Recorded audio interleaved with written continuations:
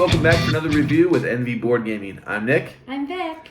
We are taking a look today at Farlight. It is a 2 to 5 player game. It is designed by Nick Sabicki. It's published by Game Salute. We're going to give a review after Vic tells us how to play. All right.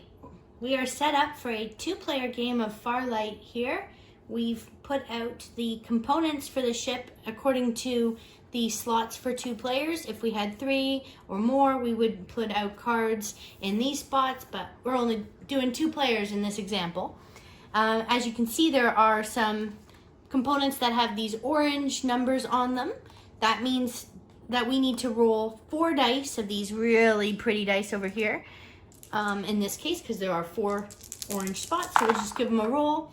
The highest number will go on the highest one, so 75 will take the 6. Or sorry, it's actually 80. Whoa. 80 will take the 6. 75 will take the 5. 4 goes to 20, and 2 goes to 15. Those are engines that you're able to add to your ship. Everybody starts with a primary core of their corporation color, and they have attachments on the tops and the sides, top, bottom, and side, that you'll attach these components according to the connections that they have on them. So some have only 1, some have 4, some have 3. They vary. You have to follow the rules though and keep these components orientated upright. You can't rotate them in any way to fit on your ship. So that's something to consider when you're bidding, which is the main phase, the first phase of the game. Each player has a number of corporation tokens. They have up to 4, but they actually have 5, including a 0. And you're going to be secretly placing these tiles on the spots on the board so that you can go for a component to build your ship up, or you could go here to make a dice, one of your engines, 1 more in value, which will help you achieve these missions. And the missions are the objective of the game because they will score you victory points that you can move then along the track.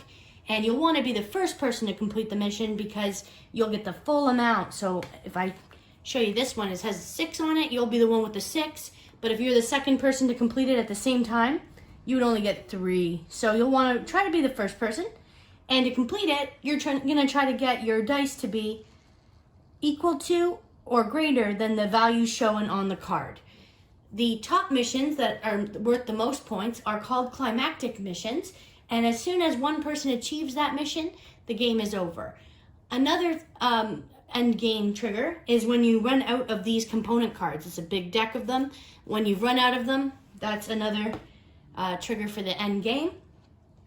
Another thing you would want to do when you're looking at where you want to bid is pay attention to these industrial awards, which are randomly allocated at the beginning of the game.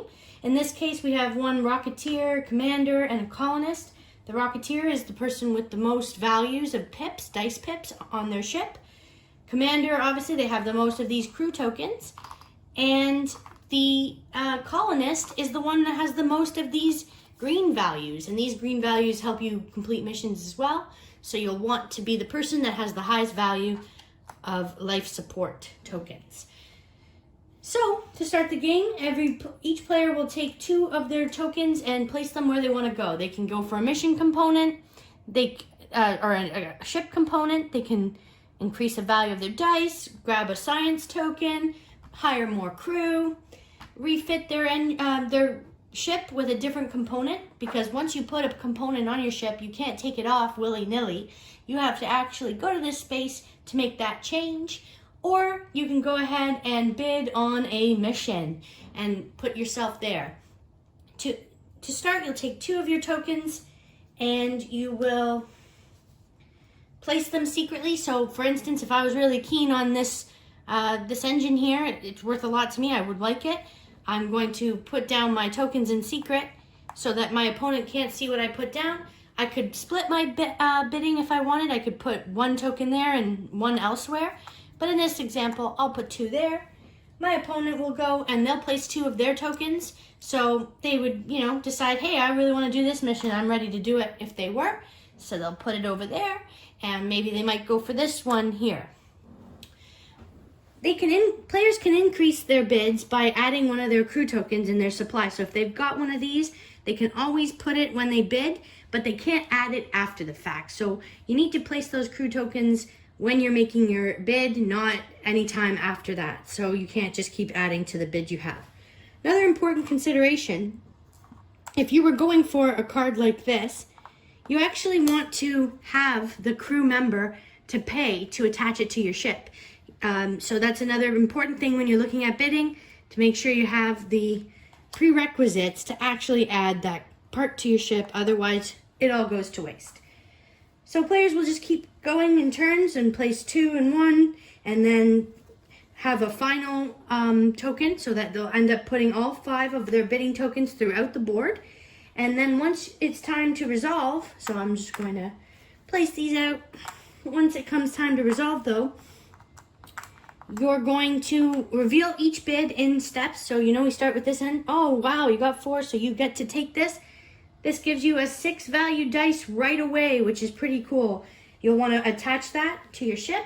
So in this case, like I said, the connector has to match, and put it in front of your player space, and take your bidding token.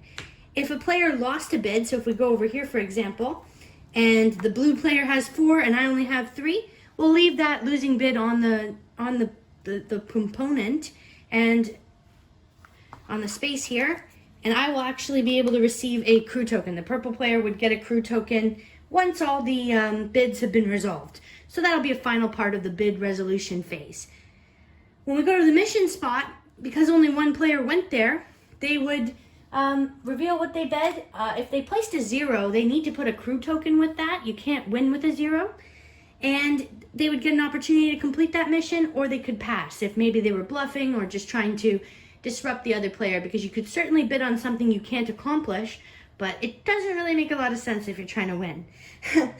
And players will just keep going in that order, keep trying to build up their ship, get some dice engines on there so that they can achieve these missions. Also want to try to get some science tokens.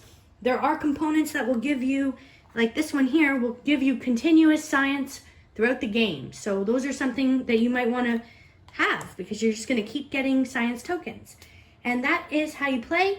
The player VPs are tracked along this arc here, and the player with the most victory points is going to win the game. Hey everyone, welcome back for our review. This one, Farlight, I am going to score a 7-3. It has a few good things going for it, but I will say it doesn't bring anything new to the table. But the thing that I do like about this game a lot is a mechanism that I had used in Francis Drake used it, Battle of Verucagan used it, where you have hidden information. You're placing something out there, and your opponent doesn't know exactly what's on the other side of that, what value that might be. So you could be bluffing there. You could really want it. And you can double down, and those double downs could even be bluffing. You can place a 0, a 1, and a person, and it looks like that could be a 4, 3, and a person. Mm-hmm. It's a 0, 1, and a person, so you only bet 2 there.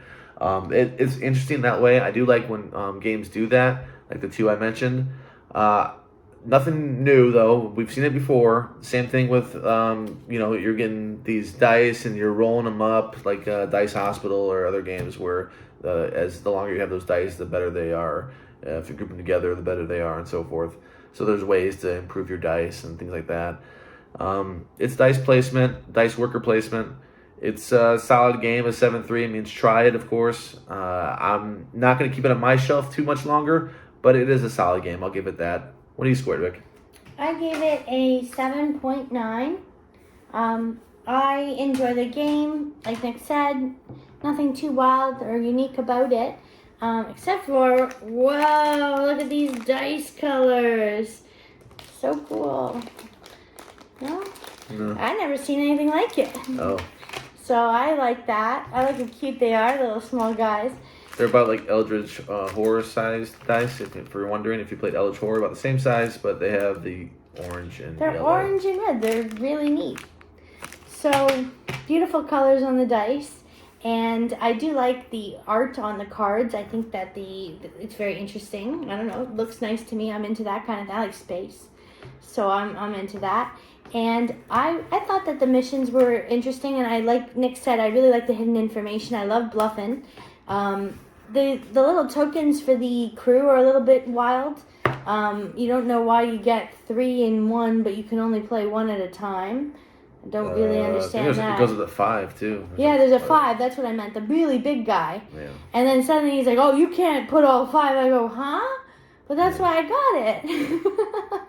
So that was a little confusing. But, you know, the game is fun for 2 players. We played it at 2 players and enjoyed the game, you know, when we did. But, yeah, overall, it's a good game. Worth playing. Let us know in the comment section below if you've played Farlight and what your thoughts are about it. Like this video and subscribe if you haven't already. If you hit the notify bell, you'll know when our new videos go up. Thanks so much. Have a good one. Yeah.